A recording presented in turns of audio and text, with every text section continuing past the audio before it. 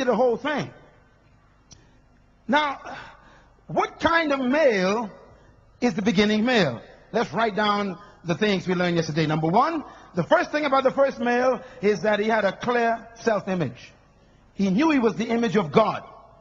That means you don't want to marry a man who's still trying to be like other people.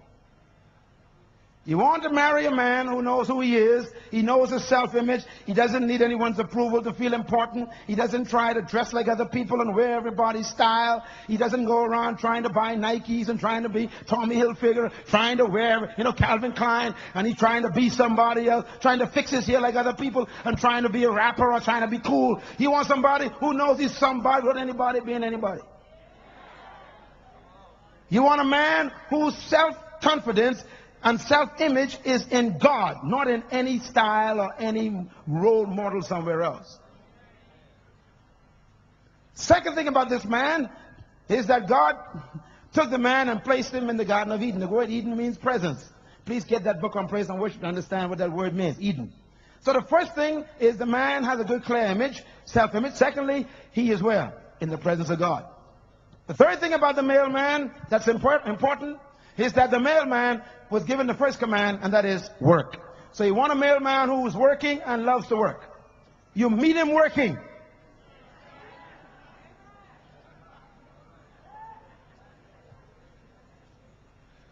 The fourth thing about the male man, in Genesis chapter 1 and chapter 2 rather, you find that this man, in verse 15, God secondly told him to cultivate. That means you need a male man who can cultivate you. To cultivate means to bring the best out of, to develop you, to advance you. Don't marry a man who cannot improve you.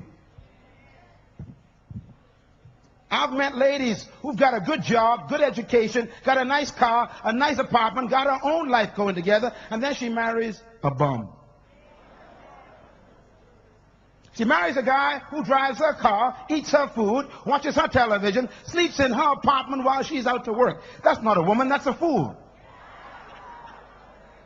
You don't marry a man who decreases your value. You want to marry a guy who will increase and improve your value.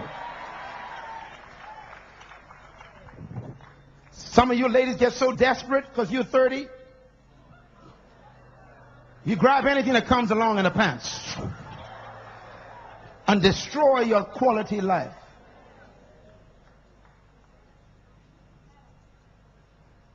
The fifth thing that this man is, Genesis 2:15, God told the man to guard the garden. That means a true male is a protector. If a man can't protect you, he's not deserving of being your husband. A true male protects females. He doesn't use his strength to abuse them and hurt them and domestically violate them. He doesn't rape them. He doesn't cause date rape or beat his wife or harass his children or commit incest on his little girl or sodomize his son. That's not a real man. Buy this tape for someone you know. A real man protects everything under his care. As a matter of fact, the best things that's supposed to be heard by a man when he comes home is when his wife says, "Daddy's home now, everything's okay." The most beautiful thing a child should say to a father is, "My daddy's home now. You touch me, he'll kill you." That's what a child needs to say, and a mother needs to say about her husband. She's supposed to be able to say, my warrior in shining armor is here. My protector has arrived. He's a guard. And then number 6, the real man is the man who God says, "Do not touch the tree. This is my command." That's found in verse 17 of Genesis 2. In other words, the male was given the word of God, not the female. Which means that the male was designed by God to be the teacher of the word, one who keeps the word. And that means the male is supposed to be the one who knows the word, the commandments of God, to communicate to his family. That means a real man knows this book called the Bible back to front. Don't marry a man who can't teach you the word. And some of y'all, it's too late.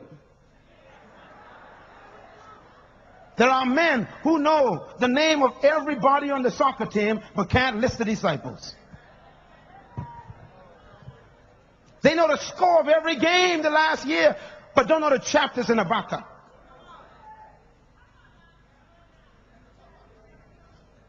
They spend hours watching television, football, but spend no hours in the Word of God. That's not a good man to marry. I'm going to preach it, baby.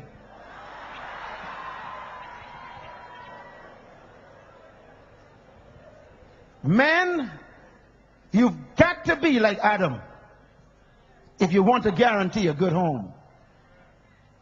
So you must